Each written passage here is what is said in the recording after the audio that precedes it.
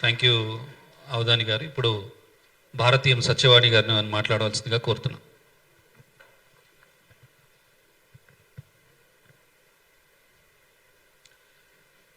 శ్రీమాత్రే నమః. భారతమాత్రే నమః. మాతా పితృగురుభ్యో నమః.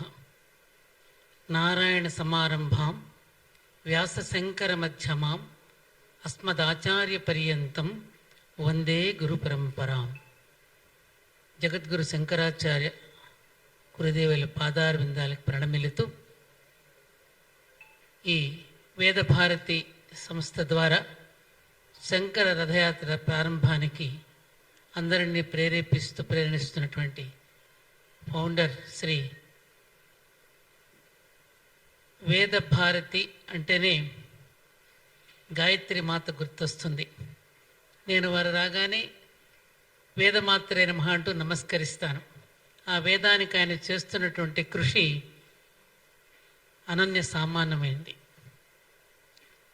అటువంటి తపస్వికి నమస్కారాలు తెలియచేస్తూ, అలాగే వేదిక మీద ఉన్న మా బిఎస్ శర్మ గారికి, సూర్యనారాయణ గారికి, ప్రకాష్ గారికి, మిగతా పెద్దలందరికీ నమస్కరిస్తూ, ముఖ్యంగా ఈ బృహత్తరమైనటువంటి యజ్ఞానికి తెలంగాణ రాష్ట్ర ప్రభుత్వం చేయూతనివ్వడం అనేది చాలా చాలా అభినందించాల్సినటువంటి విషయం.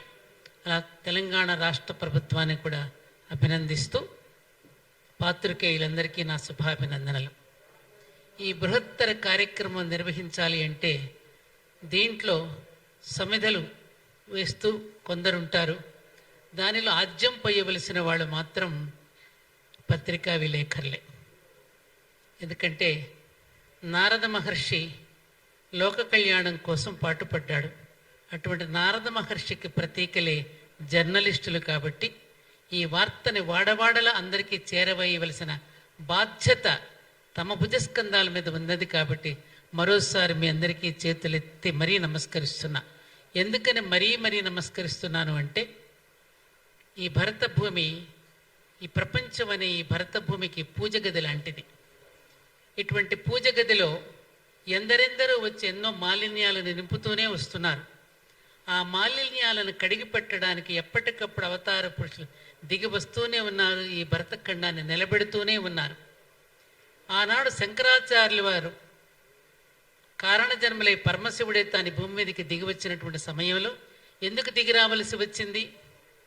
యదా యదా హి ధర్మస్య గ్లానిర్భవతి భారత అభ్యుత్థానమధర్మస్య తదాత్మానాం సృజామ్యహం పరిత్రాణాయ సాధూనాం వినాశాయ చ దుష్కృతాం ధర్మ సంస్థాపనార్థాయ సంభవామి యుగే యుగే.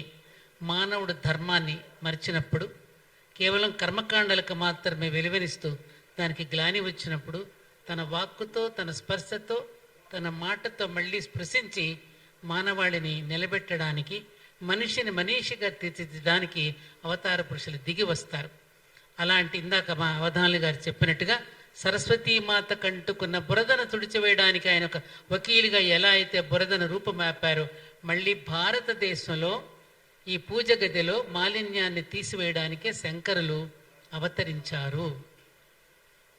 ఎన్నో వైదిక మతాలను ఖండిస్తూ, అసలైనటువంటి ధర్మం ఏమిటో తెలియచేస్తూ, పండితులు వారందరికీ బీజాక్షరాలు ఉచ్చరించేటటువంటి వాళ్ళకి మాత్రమే కాకుండా సామాన్యులు కూడా చక్కగా చదువుకోగలిగి వాళ్ళు ఈ బీజాక్షరాలను పఠిస్తూ పూజ చేసే వాళ్ళకి ఏ ఫలితం అయితే కలుగుతుందో, కేవలం స్తోత్ర పాఠాలతో కూడా అనుభూతిని కలగడానికి కావలసినటువంటి స్తోత్రాలను అనేకంగా వారు అనుభూతి చెందుతూ రచించి ప్రతి అక్షరంలోనూ ఒక గొప్ప శక్తిని నిక్షేపం చేసి మనకు అందించారు.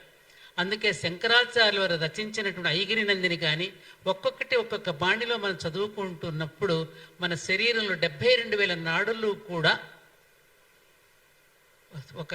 ఒక వేవ్స్ అంటారు, తరంగాలతో శరీరంలో నాడులన్నీ కూడా స్పందించి మన ఆరోగ్యవంతులుగా చేసేటటువంటి గొప్ప విధానాన్ని శంకరాచార్యులు వారు అందించారు. ఒక అన్నపూర్ణాష్టకం చదివినా ఆరోగ్యంగా ఉంటాం. ఒక నృసింహ కరావలముడు ఒక నృసింహ శతకం చదువుకున్నా, అలాగే ఒక ఇదేమిటి మన ఉదాకరత్త మోదకం అంటూ గణేష పంచరత్నం చదువుకున్న, సుబ్రహ్మణ్య అష్టకం చదువు ఒకటనేమిటి, అలాగే ముఖ్యంగా భజగోవిందం భజగోవిందం ముఖ్యంగా ఆయన చిన్న వయసులోనే బాలుడుగా ఉన్నప్పుడే కనకదార స్తోత్రాన్ని ఆ పేదరాలి ఇంటిలో ఒక అద్వైతామృత వర్షం కురిపించారు ఆ ఇంట్లో. కనకం అంటే ఏమిటి?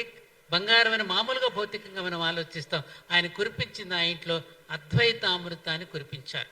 మరి అటువంటి మహానుభావుడిని మళ్ళీ ఈరోజు మనం తలుచుకుని కేవలం ఆ పండుగలు పర్వదినాలు వచ్చినప్పుడు ఒక దండ వేసేసి ఒక అర్చన చేసి వెళ్ళిపోవడం కాకుండా ఆయన సందేశాన్ని నేటి తరానికి ఇక్కడ అందించకపోతే ఇప్పటికే ఒక కకావికలం అయిపోతున్నాం మనం.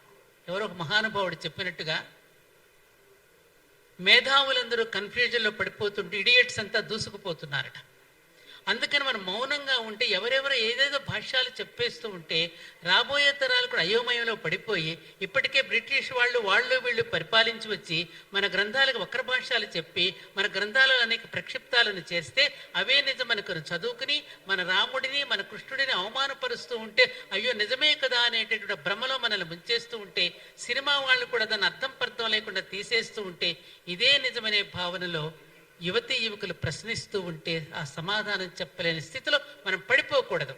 అందుకని ఈ రథం ద్వారా, ఈ రథయాత్ర ద్వారా వాళ్ళ సాహిత్యాన్ని అందరికీ కూడా అందిస్తూ దానిలో ఉన్న పరమార్థాన్ని వివరిస్తూ వాళ్ళ జీవితాలని ఇలా ఆధ్యాత్మిక పరంగా, ధార్మిక పరంగా, సామాజిక పరంగా, న్యాయపరంగా, సాంస్కృతిక పరంగా అనేక కోణాలలో అన్ని స్థితుల్లో అందించిన సాహిత్యాన్ని అందరికీ చేరవేస్తూ ఈ భూమి మీద మానవులుగా మనం పుట్టినందుకు ఈ మాత్రమైన రుణాన్ని తీర్చుకోగలిగితే అంతకంటే కావాల్సింది ఏముంది అనేటటువంటి భావన చేత ఈ రథయాత్ర ప్రారంభమవుతుంది. కాబట్టి ఒకే ఒక్క మాట, ఇది మన అందరి బాధ్యత, మన అందరి బాధ్యత, మానవులుగా పుట్టిన మన అందరి బాధ్యత. ఈ బాధ్యతను మనందరం భుజస్కంధాల మీద వేసుకుందామని మళ్ళీ పాత్రికేయులందరికీ మరొక్కసారి విన్నపాలు తెలియచేసుకుంటూ ఈ రథయాత్ర ఇప్పుడు కొనసాగుతూనే ఉంటుంది తప్ప ఇది ఆగేది కాదు.